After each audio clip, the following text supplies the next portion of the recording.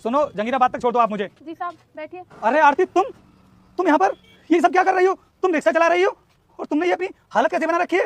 अरे क्या है ये सब? आरती, आरती तुम रो क्यों रही हो? शांत हो जाओ, बताओ तो मुझे तुम्हारे साथ क्या हुआ है? तुम ये रिक्शा क्यों चला रही हो?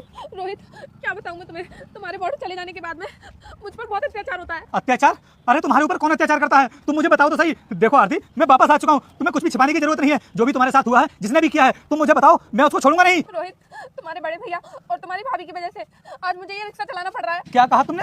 तो दीदी मेरे साथ बहुत बुरा सलूक करती है, पूरे घर का काम मुझसे करवाती है और कहती है अगर तुझे इस घर में रहना है तो हमारे ऑर्डर पर चलना होगा। तेरा पति तो हमें अपनी कमाई देता नहीं है, तो फिर तेरे खर्चे कौन उठाएगा? क्या आरती, भैया भाभी तुमसे ऐसा बोल रहे थे कि मैं खर्चे के लिए उनको पैसे नहीं देता हूँ? अरे हर महीने मैं भैया के अकाउंट में पैसे डालता हूँ जिससे कि तुमको कोई दिक्कत नहीं हो, और उनके खर्चे के लिए भी पैसे देता हूँ मैं, और उन्होंने तुमसे ऐसा बोला? आज मैं उनको छोड़ने वाला नहीं हूँ। मेरी वाइफ के साथ में उन्होंने कितना जुल्म किया है और मेरी वाइफ से रिक्शा चलवा रहे हैं। आरती, आरती जो भी उन्होंने तुम्हारे साथ में किया है ना, मैं उसके लिए तुमसे माफी चाहता हूँ। देखो जो भी तुम कर रही हो ना, मेरी वजह से कर रही हो। अगर आज मैं बॉर्डर पर नहीं होता तो शायद आज तुम्हें ये रिक्शा नहीं चलाना पड़ रहा होता। लेकिन आरती तुम चिंता मत करो, मैं उनको छोड़ूंगा नहीं, उनको सबक जरूर सिखाऊंगा। तुम देखना वीर, अभी तो शाम भी नहीं हुई है, उससे पहले ये घर आ गई।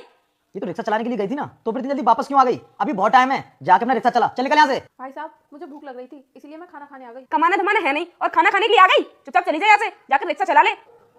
इसका मतलब आरती मुझसे जो कुछ भी बोल रही थी वो बात बिल्कुल सच थी। तुम दोनों की वजह से ही मेरी वाइफ रिक्शा चला रही है। अरे अगर मैं बता देता ना तो शायद कभी तुम्हारी सच्चाई मेरी आंखों के सामने नहीं आती कि मेरे बॉर्डर चले जाने के बाद तुम मेरी वाइफ पर कितना अत्याचार करते हो। और हाँ भैया, क्या बोल रहे हो आप कि जब ये रिक्शा चलाती है तो आपको बहुत शर्म आती है? अरे अगर आपको शर्म आती ना तो आप ऐसा काम कभी नहीं करवाते इससे। मुझे तो आपको अपने भाई बोलते हुए शर्म आ रही है। भाई तू मुझ पर शक कर रहा है? मैं तेरा भाई हूँ और मैं क्यों कहूंगा इससे कि तू जाकर रिक्शा चला? अरे मैंने तो इसे कई बार मना भी किया था, लेकिन ये मानती नहीं थी और कहती थी कि मुझे रिक्शा चलाना बहुत अच्छा लगता है, मैं तो पैसे कमाऊंगी, नहीं मानूंगी तुम्हारी बात। तो बता हम इसमें क्या करते? भैया क्यों झूठ पे झूठ बोले जा रहे हो? जब तुम्हारी सच्चाई मेरी आंखों के सामने आ चुकी है उसके बाद भी आप झूठ बोले जा रहे हो। और अभी थोड़ी देर पहले जब तुम मेरी वाइफ से बोल रहे थे कि इतनी जल्दी घर वापस क्यों आ गई, तुझे जाकर के भी रिक्शा चलाना है, तब ना मैं गेट के बाहर खड़े होकर के आपकी सारी बातें सुन रहा था। इसलिए मुझे बेवकूफ मत समझो, मैंने सब कुछ सुन लिया है। और भैया आप मुझे एक बात बताओ, आपने मेरी वाइफ से क्या कहा था कि तेरा पति हमें खर्चे के लिए पैसे नहीं देता है? अरे हर महीने मैं तुम्हारे अकाउंट में पैसे डालता हूँ और उसमें से आप मेरी वाइफ को एक भी रुपया नहीं देते हो। ये सब करते हुए तुम्हें बिल्कुल भी शर्म नहीं आती है? अरे आज तो तुम इससे रिक्शा चलवा रहे हो, किसी दिन तुम इसको घर से भी निकाल दोगे। इसलिए ना अब मुझे इस घर में रहना ही नहीं है, हम जाकर के कहीं और ही रह लेंगे। नहीं भाई, तुझे कहीं भी जाने की जरूरत नहीं है,